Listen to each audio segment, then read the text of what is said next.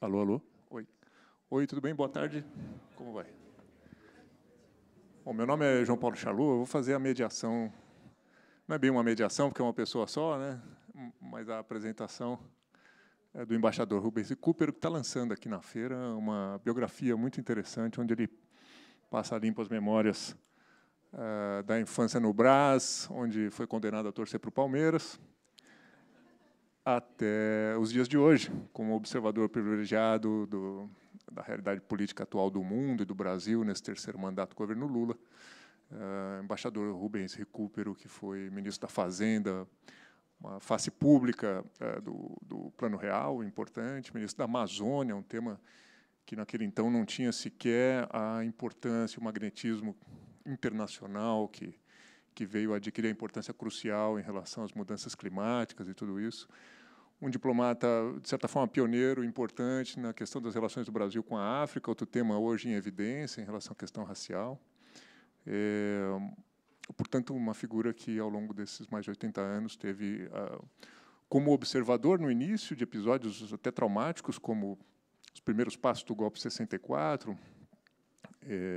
a movimentação diplomática, sobretudo com os Estados Unidos, que engendrou essa sorte de aprovação ou de lavar as mãos em relação ao golpe, que seguiria até 85. Então, uma trajetória que, inicialmente como observador e logo em seguida como grande protagonista, coloca o embaixador Recupero como uma fonte contumaz da imprensa, uma pessoa importante para nós de contato, de informação, e que nos dá a felicidade de concentrar essas histórias num livro importante que a gente está tendo o prazer de ver o lançamento agora aqui, e que, em seguida, no fim da conversa, que vai demorar 1h15, um pouco menos, vai estar disponível do lado de fora para vocês comprarem, conversarem com o embaixador Recupero e receberem autógrafos. Então, agora a gente tem um tempo para conversar um pouquinho aqui, a gente vai até 3h15, até as 3 a gente ouve o embaixador, e depois tem 15 minutos em que vocês vão poder fazer perguntas por escrito, e a Júlia, que vai levantar a mão ali atrás, ela vai recolher as perguntas para a gente transmitir ao embaixador. Queria convidar, então, a subir no palco o embaixador Rubens Recupero. Bem-vindo.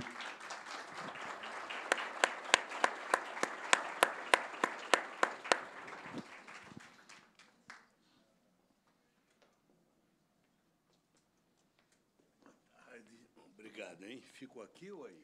Me disseram para sentá-lo aí. Vamos ver. Vou botar água por aqui.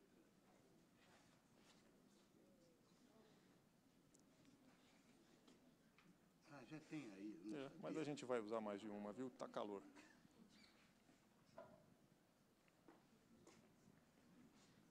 Pronto. Bem-vindo, embaixador. Obrigado pela sua presença, parabéns pelo lançamento. Para começar a conversa, eu vinha pensando no caminho, na importância da gente ter testemunhos e reflexões de pessoas com mais experiência, que tiveram essa testemunha, essa vivência ocular e tão próxima dos fatos. É engraçado dizer isso, porque a gente sabe que hoje em dia está num tempo em que acho que esse barulho vai nos acompanhar, pelo que eu entendi aqui, tem alguma obra acontecendo. Estão indo lá. Eu dizia que a recorrência com que a gente tem pessoas opinando hoje em dia com muito pouca idade, essa história dos influencers, essa história dos especialistas imediatos em qualquer assunto, muito impulsionado, muito ao gosto de redes sociais, e, de repente, a gente tem a oportunidade de ler e de ouvir uma pessoa com a experiência do embaixador, com a vivência que ele tem, e esse é um grande privilégio. Eu queria começar te provocando, te perguntando a respeito dessa posição que você ocupa hoje, de ter testemunhado, vivido tanta coisa e poder observar as coisas a partir desse ponto de vista. Queria perguntar como você vê a realidade hoje, o Brasil, o mundo, a partir desse lugar que você ocupa depois desse tempo e dessas funções que exerceu. Bem, boa tarde. Antes de mais nada, eu quero agradecer ao João Paulo, né, e a todas e todos que me dão essa distinção de estarem aqui numa tarde de sábado, né? Eu até vou pedir desculpa, pedir que me tragam o meu paletó, porque eu estou sentindo um pouco de frio, sabe? Eu acabei de sair de uma bronquite.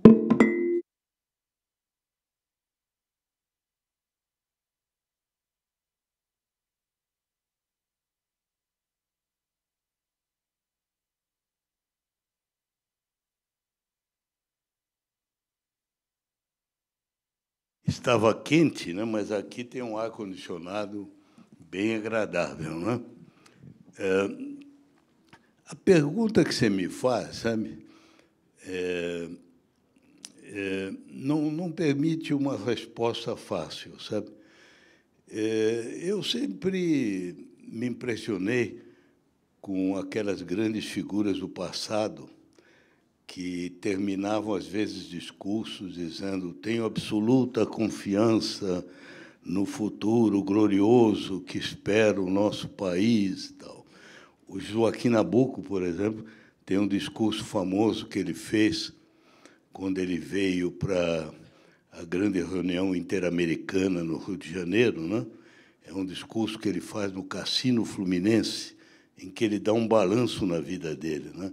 E ele diz: a minha vida, no essencial, já está cumprida, o abolicionismo foi feito, a federação, tudo isso está feito, tenho absoluta confiança. Eu não seria capaz de dizer uma coisa dessas, nem que tenho absoluta confiança, nem que não tenho absoluta confiança, né? Porque eu estou convencido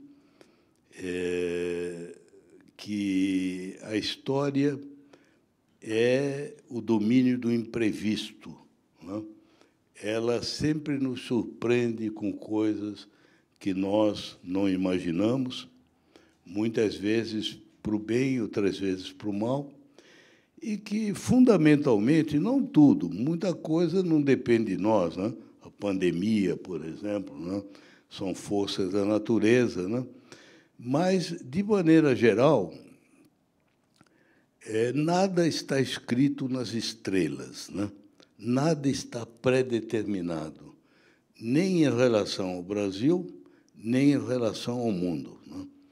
Então, o que você pode fazer, no máximo, são observações a partir do que nós estamos vendo. Desse ponto de vista, sem querer ir muito longe, sabe? Porque esse talvez seja até o tema do meu próximo livro, se eu tiver tempo para isso, sabe? Que é a questão do futuro. Eu devo dizer que nunca imaginei que ia chegar a uma idade como a que eu cheguei, em que o futuro dos Estados Unidos parece mais incerto e mais ameaçador do que o nosso, né? É incrível, mas é absolutamente verdade, né? Vocês sabem, até esse debate do outro dia aprofundou ainda mais essa preocupação, né? Agora, esse futuro, eu digo, do Brasil não é tão complicado, porque, pelo menos por hora, nós recuperamos uma certa normalidade depois do pesadelo, né, que foi o governo anterior, né? Nós não sabemos como vai ser a próxima eleição, mas, no momento, nós estamos desfrutando de uma relativa normalidade, relativa entre aspas, né? Agora, o mundo está muito complicado, né? Amanhã vai haver eleições na França, né? E as apreensões são muito grandes, né? Na Inglaterra também, na União Europeia em geral, né? Há uma deriva para a extrema-direita, né? Em muitos países do mundo, né? E o que é pior, sem entrar na análise do que representa a extrema-direita, é que, entre todos os males que eles encarnam, um dos piores é que eles desviam a atenção do grande problema que nos ameaça, que é o aquecimento global, né? Há muitos outros problemas, mas esse é fundamental, porque, se nós não resolvermos a questão do aquecimento global, os outros problemas vão perder a importância simplesmente porque nós não estaremos mais aqui, né? A civilização humana, tal como nós a conhecemos, acaba, né? Em algum momento. Uma coisa que eu procuro sempre insistir, que as pessoas não se dão muito conta, sabe? É que há uma diferença entre o meio ambiente e as outras grandes causas do progresso da consciência humana, direitos humanos, igualdade entre mulheres e homens, que, na minha opinião, é a mais importante de todas, do ponto de vista humano, né?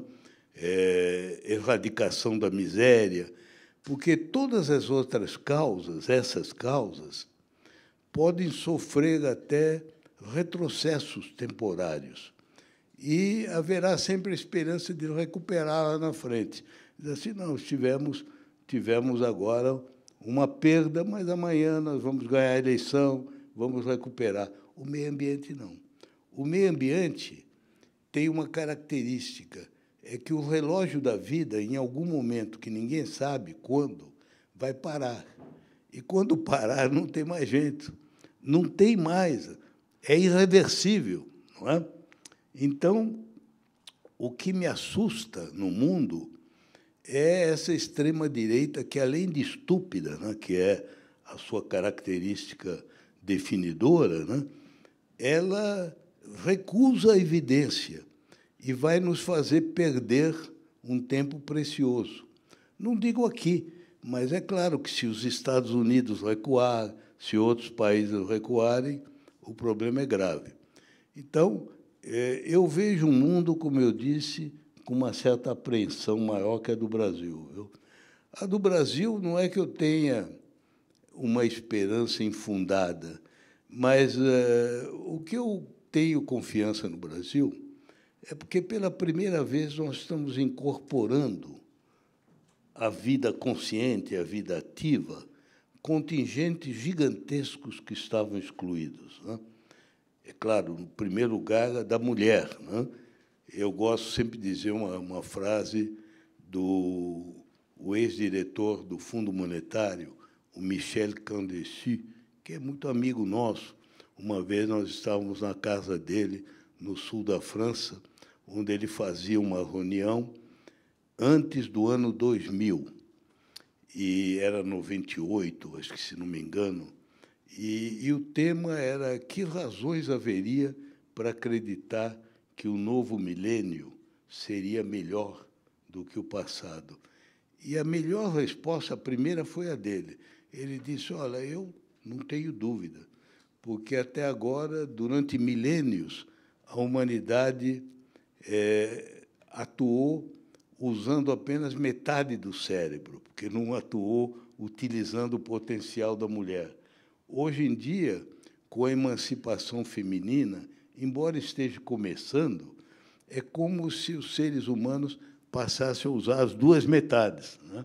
Então, é claro que deve ser melhor, né, do que usar só uma metade, né?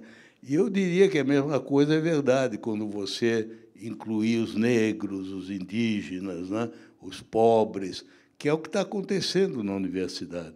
Então, em vez de olhar para pequenas coisas, no dia a dia, se você for olhar gasto público, coisas assim, tem muito problema. Mas as grandes correntes que impulsionam a história são essas, né? Então, eu diria a você que é o meu pensamento. Eu estou pensando em fazer um livro, porque, no ano de 2019, eu fiz um texto na Academia Brasileira de Letras. Era um ciclo organizado pela Rosisca Darcy de Oliveira, né? E ela deu a esse ciclo um título que até era um pouco curioso, assim: o que falta ao Brasil? Falta muita coisa, né? Eu escolhi dizer que faltava ao Brasil, naquele momento, era o primeiro ano do Bolsonaro, né? Faltava esperança. Esperança no sentido a esperança no sentido leigo é a confiança de que o futuro vai ser melhor do que o passado. O dia de amanhã vai ser melhor que o dia de ontem, né? E isso estava faltando no Brasil. Eu fiz um texto sobre isso, que eu intitulei Um Futuro Pior que o Passado, com um sinal de interrogação. E eu quero retomar esse texto, mas aí eu vou falar mais do mundo do que do Brasil, né? Então, Quem sabe a próxima vez a gente tenha o lançamento dele. Não sei se vou ter lançamento, mas pelo menos espero fazer esse livro.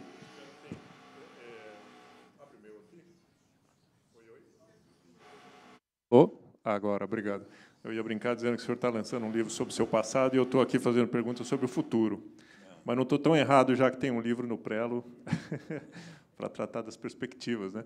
Um pouco o que eu sinto e vejo confirmado na sua fala é uma ideia de escatologia, né? Eu tenho a impressão de que a marca atual é uma sensação de fim dos tempos, de possibilidade muito real de fim dos tempos, né? De fim da história, uma possibilidade de apocalipse que vem muito por essa mão ambiental, da questão ecológica, mas que acho que, em diferentes níveis, aparece também. Por exemplo, no caso do Brasil, eu queria saber a sua percepção, tenho a ideia de que essas últimas gerações vivem um clima de ilusões perdidas, no sentido de que se criaram politicamente, acalentando o sonho de ver a esquerda, ou o centro-esquerda, ou a social-democracia governando o país, e que isso seria um horizonte redentor depois de 20 e tantos anos de ditadura militar. E, entretanto, a gente vê como é a experiência de chegar nesse lugar e ultrapassar ele e perceber que essa experiência, obviamente, como tudo, do ponto de vista filosófico, não é como imaginamos, é sempre uma outra coisa.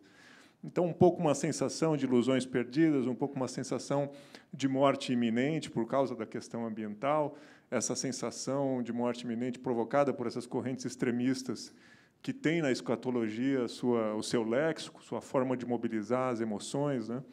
E que eu sinto que vai se refletindo, inclusive nas gerações mais novas, nessas situações recorrentes de ansiedade, de depressão, esses problemas que a gente vê agravados pela pandemia, de pessoas mais novas que chegam depois de nós, encontrando esse mundo bastante em frangalhos, né?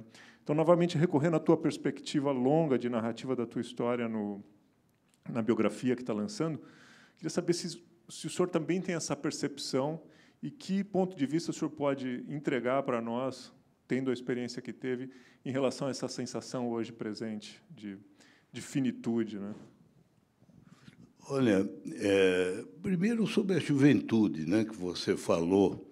Nesse livro de memórias, eu tenho um capítulo que chama A Curva Perigosa dos 20 anos, né, que é a respeito da minha própria experiência na adolescência e primeira juventude. E a explicação desse capítulo é a seguinte: eu começo com uma história de um escritor francês que foi o grande companheiro do Jean-Paul Sartre no Liceu e que depois se tornou um intelectual muito conhecido do Partido Comunista Francês. Mais tarde, ele foi expulso do partido, porque ele rompeu quando o Stalin se aliou ao Hitler, né? E ele morreu. Logo, ele foi uma das primeiras vítimas do começo da Batalha de Dunkerque. Mas ele, quando era jovem, ele escreveu um livro que o Sartre prefaciou muitos anos depois, né? Chamava-se Aden Arabi. Aden no Iêmen, né? Que, aliás, é um dos países que Marisa e eu conhecemos, né? Hoje em dia você não pode nem chegar perto, é um país belíssimo, né? Mas está sendo destruído pela guerra civil, né? E o título era um pouco uma evocação do poeta francês Arthur Rimbaud. O Rimbaud, vocês sabem que é um fenômeno único, né? É um homem que revolucionou a poesia, mas parou de escrever com 19 anos. Acho que a última vez que ele escreveu um poema com 19 ou 20 anos. Depois ele virou traficante de armas na Etiópia e tal. Foi morar em Aden, né? E esse escritor francês que refez o caminho, né? Ele escreveu esse livro, e o livro dele abre com uma frase que diz: eu tinha 20 anos, nunca permitirei que se diga que é a idade mais feliz da vida. Porque todo mundo diz que 20 anos é a idade mais feliz da vida, mas é mentira, não é? Não é verdade, entende? Não é verdade porque, vocês veem, nessa idade, antes e depois dos 20, nem a moça nem o rapaz sabem como é que vai ser a vida deles, se eles vão encontrar um amor, se vai dar certo o problema afetivo, se vão encontrar o trabalho. O grau de incerteza é quase que físico, né? É muito grande nessa idade. Tanto assim que é uma coisa que ninguém gosta de falar, mas é uma idade que as pessoas se suicidam muito, né? E com muita frequência, né? Quem é diretor de escola, eu já fui, tem esse trauma, né? Muitas vezes um aluno se suicida de repente, né? A gente nem sabe bem como, né? É sempre um grande choque, né? E isso não é de agora, é uma condição quase que permanente, que agora se agravou pelas razões que você falou, né? Embora tenha havido outros momentos, né? Você vê, por exemplo, quem lê meu livro vai ver que eu pertencia a uma geração muito marcada pelo existencialismo.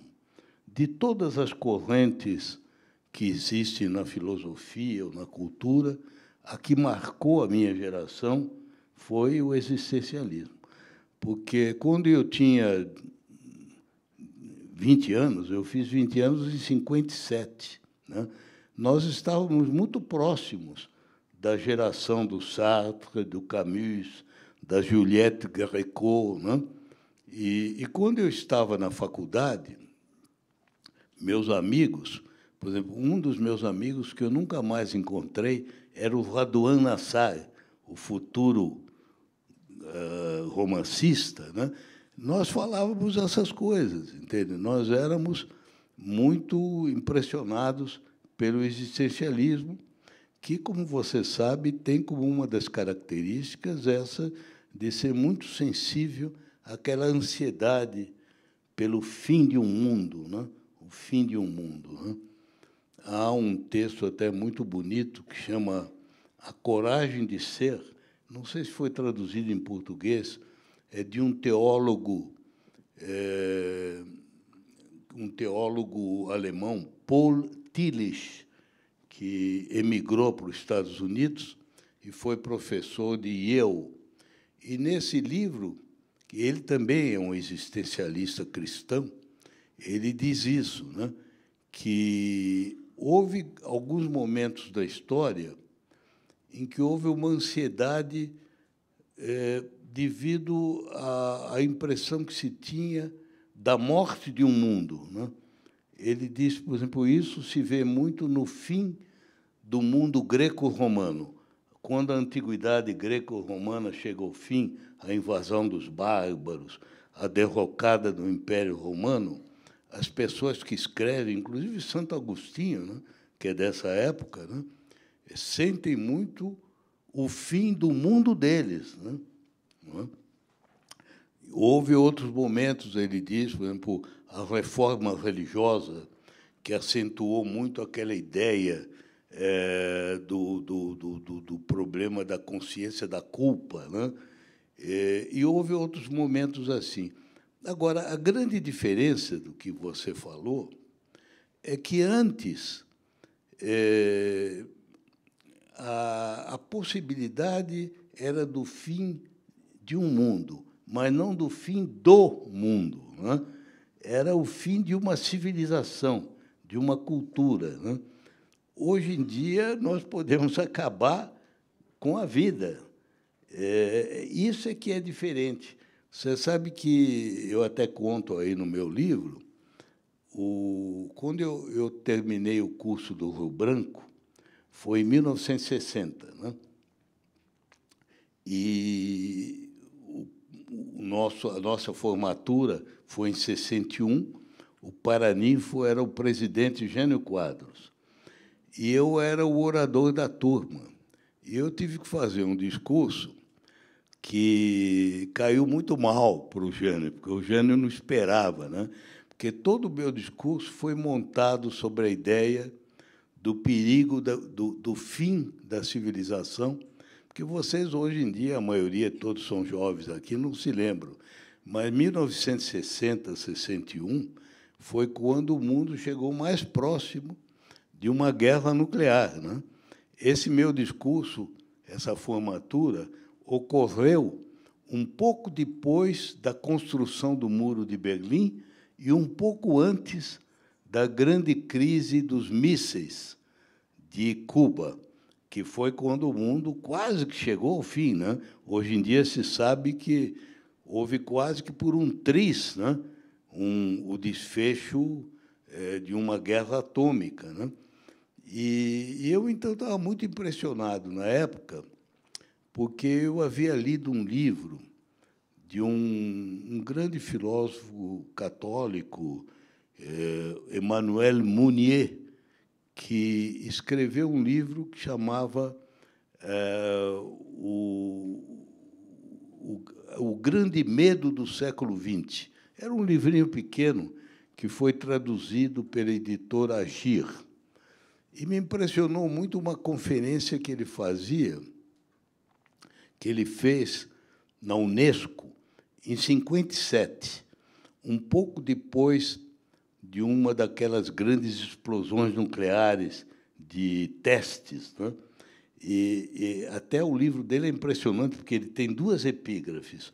Uma tirada do Apocalipse, que descreve o fim do mundo, e outra a descrição do jornal da explosão da bomba, que é exatamente a mesma coisa. Sabe? É muito impressionante, sabe?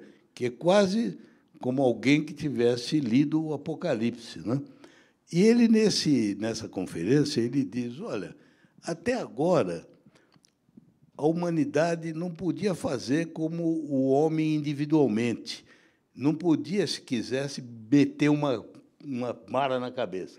Ainda que quisesse, a humanidade não tinha meios de acabar com ela mesma. Você vê que, na Segunda Guerra, para promover o genocídio, tiveram que inventar métodos.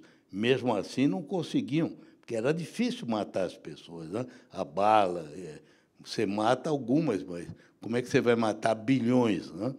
Hoje, não. Hoje, com a bomba nuclear, você pode acabar com a vida, e eu acrescentaria também com o aquecimento global.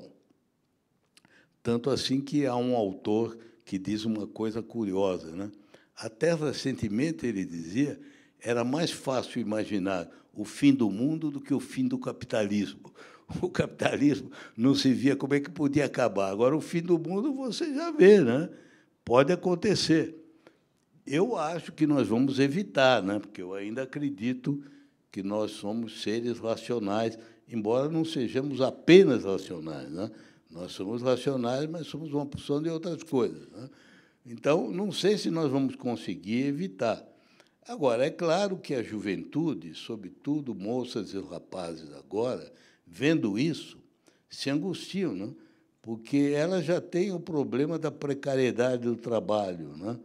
Da competição. Além do mais, elas se dão conta por que vão fazer uma família se amanhã pode ser que não haja futuro, né?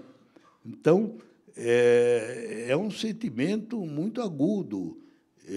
Seria leviandade tentar fechar os olhos a isso, né? É verdadeiro esse problema, né?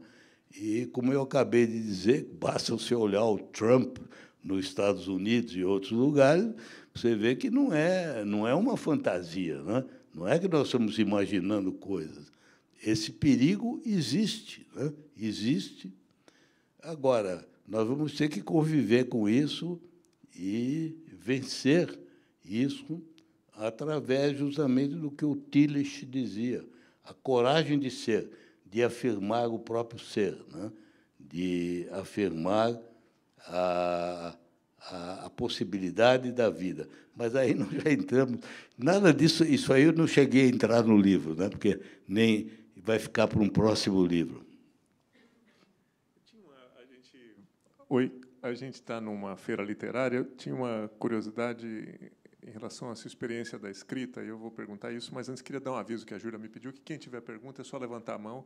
A Júlia é essa moça que está de camiseta preta lá no fundo, ela leva até vocês um papel e vocês podem fazer a pergunta por escrito. Já tem uma pergunta aqui do Samuel que a gente vai fazer daqui a pouquinho. Em relação à experiência da escrita, a gente está numa feira literária, escreveu um livro grande, um livro de memórias. Eu queria conhecer a tua experiência, não é o primeiro livro, é óbvio, mas, ao longo do tempo, como se deu a tua experiência com a escrita, essa ideia de uma narrativa tão extensa, a ideia de revisitar a própria vida, como isso difere dos outros livros que usualmente são mais teóricos a respeito da realidade, a respeito das coisas. Como é que é a tua vivência, como foi a tua relação com a produção desse livro? Olha, eu imagino que cada um tem uma história individual da própria escrita, né? No meu caso, você sabe, eu até dediquei meu livro à minha mãe. Minha mãe era uma mulher simples, que só tinha curso primário, e meu pai também, né? Sabe que eu sou de origem do bairro do Brás, imigrantes, né? Meu pai era dono de uma venda de secos e molhados, né? Mas era também um homem que, de profissão, originalmente, ele era serralheiro, né? Agora, meu pai lia, né? Lia Dostoiévski, lia Pirandello, né? Me levava, quando eu era bem pequeno, me lembro, pelo menos uma vez, me levou a uma peça de teatro em italiano, né? Naquele tempo, o Brás era um bairro muito italiano, né? Maciçamente italiano, né? E meu pai lia de tudo, lia romances policiais, lia romance de aventura. Ele era um leitor inveterado, né? E minha mãe gostava, sobretudo, de escrever, né? Ela tinha vários cadernos que ela escrevia, né? Em que ela contava as histórias. E, como ela tinha uma memória prodigiosa, ela escrevia as histórias da família dela de Nápoles. A família da minha mãe é napolitana, a família do meu pai é da Puglia, né? Ambos do sul da Itália, né? Agora, a minha mãe, embora nunca tivesse ido a Nápoles, porque ela nasceu no Brasil, ela sabia de todas as histórias dos antepassados, né? Que ela contava no diário dela, né? Então, isso eu acho que é a primeira semente, né? A segunda é que quando eu tinha 10 a 11 anos, isso eu conto no livro, um livro que me marcou, e isso talvez seja uma coisa diferente, acho que no Brasil, eu li a autobiografia do Benjamin Franklin. Eu nunca encontrei no Brasil ninguém que tivesse lido a autobiografia, quanto mais alguém que tenha lido com 10 anos, como eu li, né? Eu li uma versão, é claro, resumida, né? Mas meus primos de Petrópolis tinham me dado de presente. E eu fiquei muito impressionado com a autobiografia, porque era a história de alguém como eu. Ele só teve 2 anos de escola primária. Ele foi aprendiz de tipógrafo, né? Ele é o caso mais espantoso que existe, que eu conheça, de autodidata, porque ele se tornou um grande cientista, né? Cientista, um dos fundadores dos Estados Unidos, né? E, no livrinho dele, ele conta que, quando ele era aprendiz de tipógrafo, ele tinha concebido o plano de buscar o aperfeiçoamento moral e intelectual. Veja, era bem modesto, né? E ele, então, pegou um caderninho, ele escreveu o nome de 12 virtudes, e um amigo dele, Quaker, porque ele morava na Pensilvânia, né? Tinha muito Quaker, um amigo dele bondosamente lembrou a ele que faltava uma virtude, que era a humildade. Ele não era muito humilde. Aí ele botou 13 virtudes com os 7 dias da semana. E, cada dia, ele marcava quando ele cometia uma falta. E eu fiquei impressionadíssimo com aquilo, sabe? Passei a ter meu caderninho durante alguns anos. Eu tinha listas de livros para ler, né? E acho que o fato de ter lido a autobiografia me ficou a ideia de escrever, né? Muito tempo depois, eu passei a ter uma profissão que se escreve muito, né? Sabe? Diplomata, sobretudo quando você analisa, quando você manda a tua visão do mundo, é tudo na verdade, como um jornalista, né? Apenas que você faz de uma outra perspectiva. Mas você é um escritor, no fundo, profissional, né? Tanto assim que uma das qualidades que logo distingue os diplomatas no começo da carreira é quem sabe e quem não sabe escrever, né? Logo se verifica, né? Então, eu, durante muito tempo, escrevia, mas profissionalmente. Nunca tinha escrito nada gratuito. Até que, em 1980, o Alberto Costa e Silva, que morreu agora, né, o saudoso, querido Alberto Costa e Silva, grande figura, quando ele era ministro conselheiro da Embaixada do Brasil em Roma, ele influiu para que uma editora de Milão, que chama Schaivilla, publicasse uma tradução em italiano do livro do Antônio de Alcântara Machado, Brás, Bexiga e Barra Funda, né? E ele lembrou que eu era do Brás, então ele me pediu para eu escrever a introdução, o prefácio. Então, eu escrevi, eu me lembro, na Semana Santa de 1980. Semana Santa porque eu tinha tempo livre, né? Não estava no Itamaraty, porque eu, na época, eu trabalhava muito, eu era chefe da divisão da América Meridional, né? Não tinha muito tempo. Então, eu escrevi na Semana Santa. E esse texto, durante muito tempo, só existiu em italiano. Muito tempo depois, o Antônio Cândido resolveu publicar na revista do Instituto de Estudos Avançados. E foi a minha primeira experiência, porque ele termina com esse episódio em que eu começo as memórias. A partida do meu avô materno de Nápoles, e ele no navio assobiando, e o irmão dele assobiando do cais do porto. Porque isso ficou muito, para mim, me impressionou muito, porque era uma história que minha mãe contava, né? Então, eu conto isso nesse trabalho, né? E isso me deu um pouco a ideia de um dia expandir. A minha ideia, na verdade, era escrever um livro só sobre o bairro do Brás e os imigrantes italianos, né? Essa era a minha ideia no início, né? Agora, muito tempo depois, sabe, uma coisa que pesou muito na minha decisão foi uma orelha de livro que eu li, escrita pela Raquel de Queiroz, daquele livro do Fernando Sabino, O Encontro Marcado. Dessa orelha de livro, a Raquel dizia o seguinte: esse livro tem muito patos, é um livro que se lê com muito fascínio. Agora, é cedo dizer se o autor tem vocação de ficcionista ou de romancista, porque este livro tem muita matéria autobiográfica, e ser ficcionista é diferente, é inventar personagens, né? Ele tem muita matéria da vida do autor, e, no fundo, ele nos conquista porque nada interessa tanto a um ser humano como a vida de um outro ser humano. Então, a vida, contar uma vida.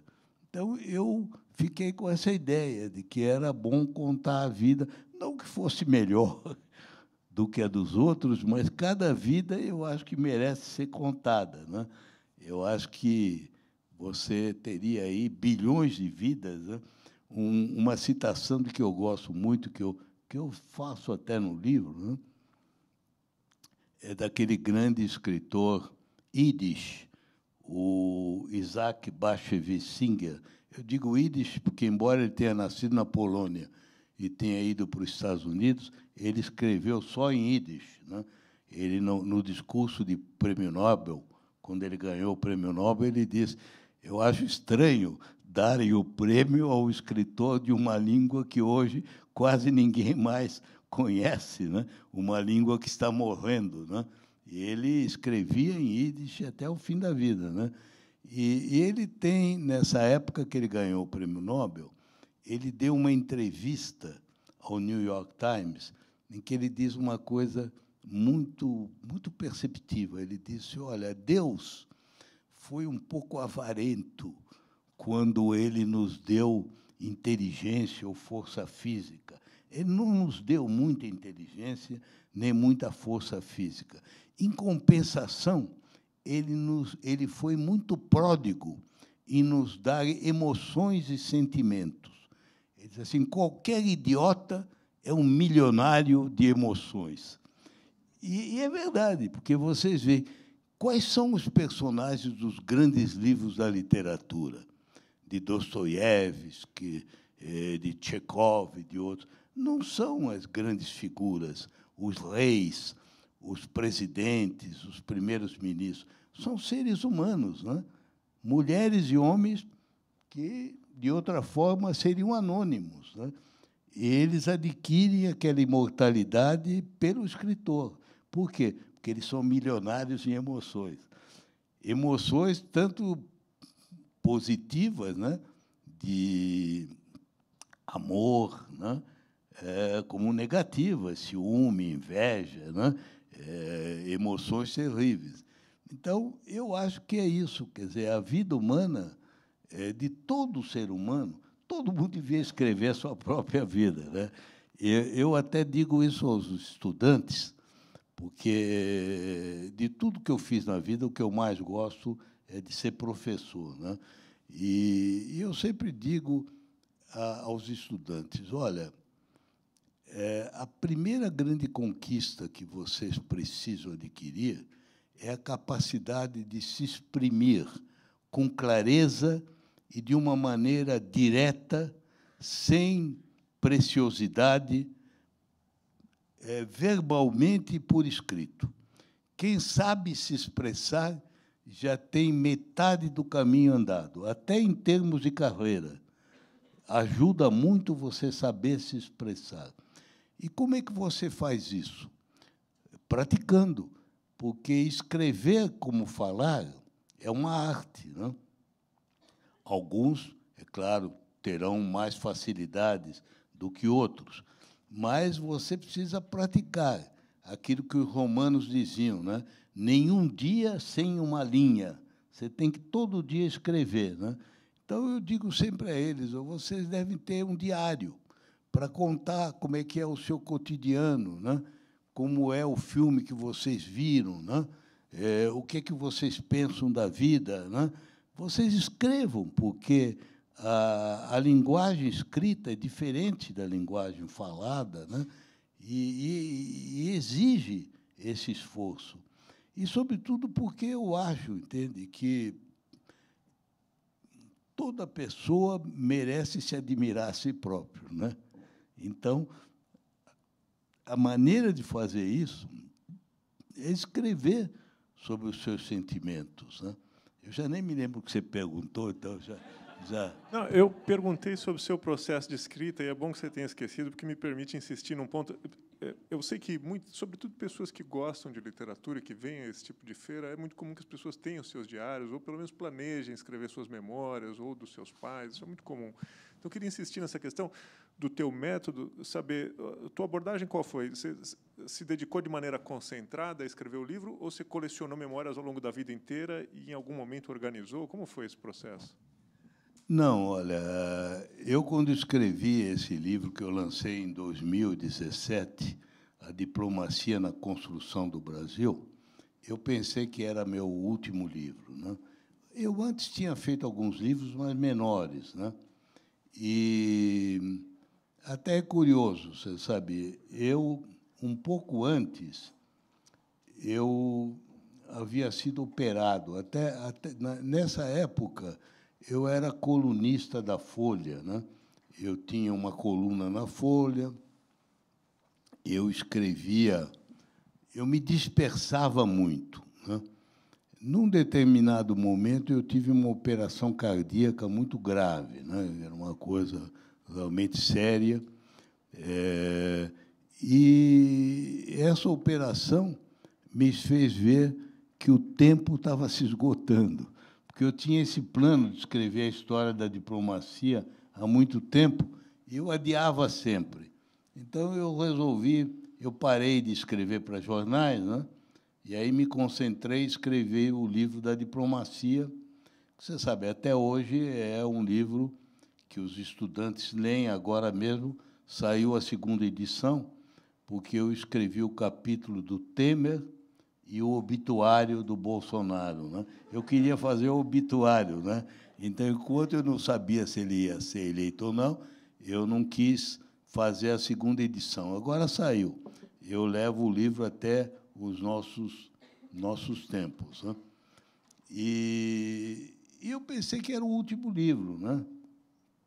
Depois é que eu comecei a achar que tinha muito vazio, porque eu já não escrevia mais para jornal, né? Como eu gosto muito de escrever, né? Mas eu comecei a escrever esporadicamente, não havia um plano. Acabou saindo esse tijolo aí de 700 páginas, porque eu não tive plano, entende? Eu fui escrevendo, tanto assim que eu tinha chegado já no fim, aí eu voltei a escrever coisas que eu tinha pulado, né? Eu tinha pulado muita coisa, então eu voltei a escrever. E, no final, como ficou muito grande, eu tive que cortar capítulos inteiros, né? Está aí a Cecília Charlac e a Andressa Veronese. A Cecília foi a minha editora e a Andressa foi a que estabeleceu o texto. E elas sabem que havia outras coisas, né, que nós tivemos que cortar, inclusive umas coisas muito boas que ela havia sugerido, mas que eu fui obrigado porque a editora achou que estava muito grande, né? Então, eu tive que cortar muita coisa, e isso, de certa forma, prejudicou, porque o meu livro é mais ou menos completo até o Ministério da Fazenda. Depois, ele ficou meio atabalhoado, entende? Para contar os meus...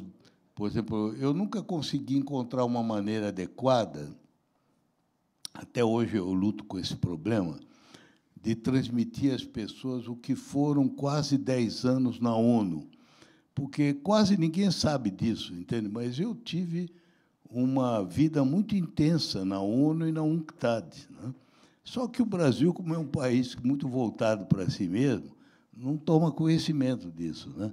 Outro dia foi até curioso, quando eu lancei o livro na Japan House, né? Sabe que eu sou presidente da Japan House, né? Estava lá o cônsul-geral do Japão, né? E o cônsul-geral do Japão, por acaso, era jovem diplomata da missão japonesa em Nova York, quando eu era o segundo da ONU, né? Porque eu era o secretário-geral da UNCTAD e subsecretário-geral da ONU. E ele, então, deu um depoimento, né, do que era, quando eu falava e tal. Eu não consegui encontrar uma maneira de contar às pessoas, porque fica sempre muito abstrato, né? Então, eu vou parar por aí, porque eu vi que já disseram a você... Não, é que a relação com o editor é de amor e ódio. O tempo se esgotou, né? Mas é isso, não tem muita coisa a mais, é que não. Eu tendo a falar demais. Muito não obrigado. É isso. É que a gente sempre, quando escreve um livro ou faz uma palestra, parte com um plano de voo e no meio acontecem coisas. Se tiver perguntas, agora tem que Exatamente. Vamos ver se eu faço. Olha, consigo responder brevemente. Tem duas perguntas, embaixador, que são muito oportunas, porque tem a ver com a minha curiosidade também. E, como eu sou uma pessoa da área internacional, não queria ser eu a infiltrar minha curiosidade aqui, mas são pessoas interessadas em falar de política externa. Então, uma delas assinou, é o Samuel, e ele fala aqui um pouco da questão dos conflitos atuais, envolvendo a Rússia, a Ucrânia, a questão de Israel, sem mencionar os países, mas essa dinâmica, e pergunta sobre o papel da diplomacia e dos diplomatas nesse momento. E uma outra pergunta de uma pessoa que não assinou, também sobre política externa, fala especificamente sobre o Brasil, a questão do Brasil, como construir ou restabelecer sua reputação, sua credibilidade e ocupar um lugar nessa mesa internacional. Eu vou começar pela segunda. Eu tenho dito, quem tiver mais curiosidade de conhecer com pormenor, verá que a última edição da revista do SEBRE, o Centro Brasileiro de Relações Internacionais, tem um artigo meu sobre o primeiro ano da política externa do governo Lula, né? em que eu falo extensamente disso. E isso entrando na internet, acho que eles conseguem download, né? Eu não posso falar aqui porque são 14 páginas, 15 páginas.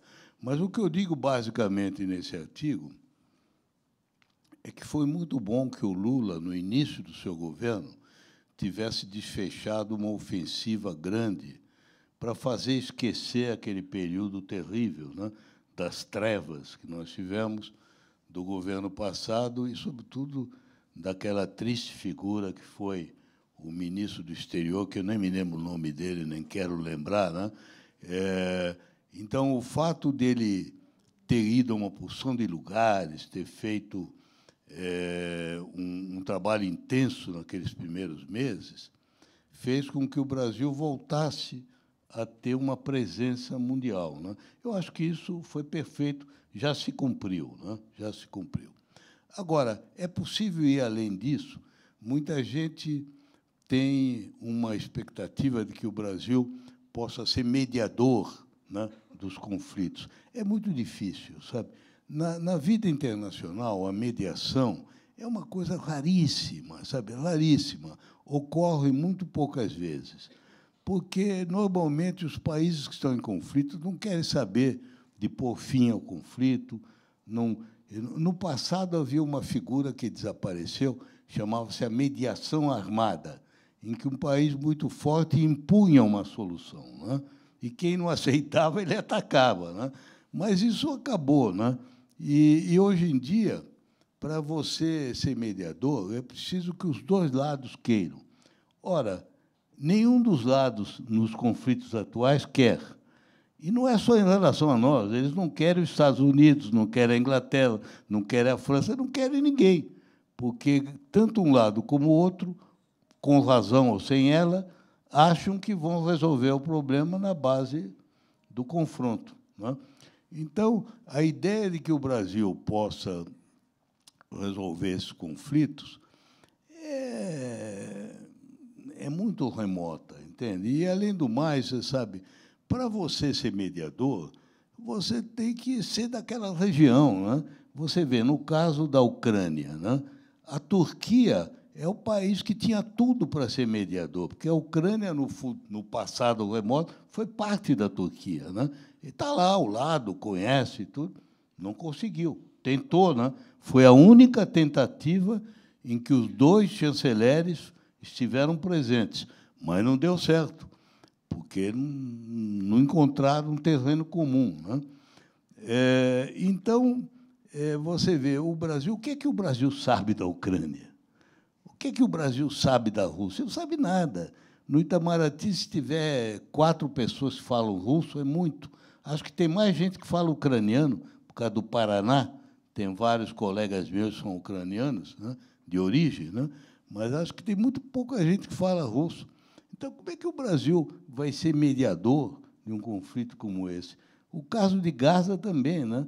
Você sabe, se há um problema complicado no mundo, é o problema entre Israel e os palestinos, né? Nós ficaríamos aqui 7 dias, durante 24 horas, falando e não resolveríamos, né? Porque é de uma complexidade extraordinária, né? Então, seja dito de imediato que eu não vou dar a solução, porque eu também não tenho, nem num caso, nem no outro. O que eu acho, sim, é que há alguns critérios que a gente nunca deve perder de vista. Há 2 critérios principais. O primeiro é a Carta das Nações Unidas, porque, embora imperfeita, a Carta das Nações Unidas é a Constituição do mundo. Como um país tem uma Constituição, a Carta é a Constituição do mundo. A Carta só admite 2 hipóteses de uso da força: a legítima defesa e uma resolução do Conselho de Segurança de que um determinado país é uma ameaça à paz e à segurança mundial. Então, você aplica isso às situações e vê qual é o julgamento. O segundo critério que eu digo é que você nunca deve perder o teu compasso moral diante dos conflitos, quaisquer que sejam as justificativas ideológicas, você precisa ver o problema moral, o número de pessoas que estão morrendo, as pessoas inocentes que estão sendo sacrificadas, entende? Então, eu acho que essas duas coisas devem servir de orientação, tanto num caso como no outro, e outros, né? A gente fala da Ucrânia e fala de Gaza, mas sabe que no mundo tem mais ou menos 20 ou 30 conflitos, né? Alguns que ninguém fala, né? O Congo, por exemplo, já morreu mais de 1 milhão, 2 milhões de pessoas, né? O mundo até se enjoa desses problemas, né? E as pessoas não falam do Sudão, né? Então, tem muito problema aí no mundo a resolver. Agora, como eu te disse, eu acho que o que o Brasil deve aspirar, e com isso eu termino a resposta, é a exercer um papel construtivo de moderação nas relações internacionais. Ele deve procurar aproximar posições. Ele tem credenciais para isso. Por quê? Não é que nós sejamos melhores que os outros, mas vocês veem, nós, no dia 1º de março deste ano, completamos 154 anos ininterruptos de paz com todos os nossos 10 vizinhos, que já foram 11, que teve uma época que o Equador foi vizinho do Brasil. Ora, qual é o país que tem esse número de vizinhos, que tem 150 anos de paz ininterrupta? Porque a nossa última guerra terminou no dia 1º de março de 1870, foi a Guerra do Paraguai, a Guerra da Tríplice Aliança. Nunca mais o Brasil teve uma guerra com vizinhos. Participou da Segunda Guerra, mas participou, como a gente sabe, muito pouco, né? E era um problema universal, não era nosso. Então, o Brasil tem uma tradição de paz, né? Dos países de tamanho continental e de grande população, que são 5 apenas, né? Estados Unidos, Rússia, China, Índia e Brasil, o único que não tem bomba nuclear, nem é potência militar, é o Brasil. Não tem porque não precisa, né? Porque não tem ameaça, né? Então, ele não ameaça ninguém, não invade ninguém, não impõe sanções a ninguém.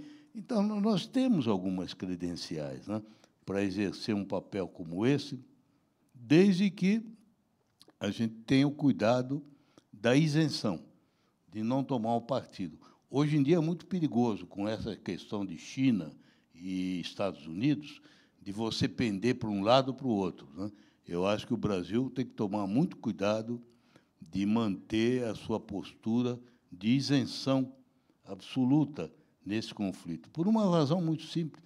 Não é nosso interesse jogar a lenha na fogueira, porque, para um país desarmado, o pior cenário possível é um cenário em que se volte a dar importância apenas à força militar, porque o Brasil não tem força militar. Até por egoísmo, o Brasil tem que ser favorável ao que se chama o multilateral. Então, o Brasil não deve tomar o partido de um lado ou de outro, porque, se tomar o partido de um lado ou de outro, ele está jogando lenha na fogueira, né? E aí perde a sua isenção. É o que eu diria. Perfeito. Eu acho que essa área da política externa daria toda uma outra rodada de conversa, mas a gente precisa encerrar. Eu fui avisado, inclusive, que a gente tem que fechar antes de 3h15. Queria, obviamente, agradecer pela tua presença, elogiar pelo teu livro, agradecer pelo fato de poder contar com uma biografia essa altura, nesse momento da história do Brasil e desses conflitos que a gente presencia. Reiterar que os livros estão à venda, o livro está à venda aqui fora, e o embaixador vai ter prazer, tenho certeza, de conversar com vocês e de autografar. Queria agradecer a organização do evento, a presença de todos vocês, e pedir um aplauso para o embaixador Rubens e Cooper. Obrigado.